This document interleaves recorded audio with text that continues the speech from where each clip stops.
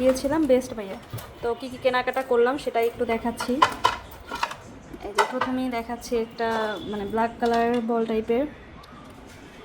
তারপরে ছিল যেটা আমার বড় একটা মিস্টেক, কেনার পর এখন বাসায় এসে আর ভালো লাগছে না, এই যে দুটো প্লেট টাইপের বল কিনেছি একই সাইজের।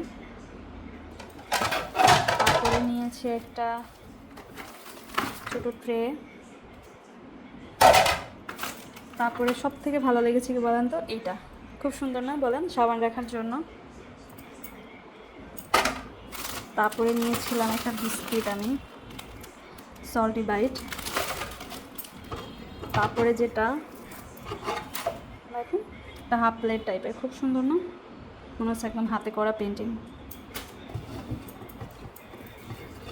তারপরে ছিল আর একটা ছোট ট্রে টাইপের। আচ্ছা, সব থেকে সুন্দর যেটা, আচ্ছা এগুলো আমি বাইরে থেকে কিনেছি। আচ্ছা মজার জিনিস একটা দেখুন তো, কাজু ফার্মের ফ্রুট মাফিন কেক। এটা কী কী খেয়েছেন বলবেন। তো আজকে আমি ফার্স্ট টাইম দেখলাম, তাই দুটো নিয়েছি, দুই রকমের।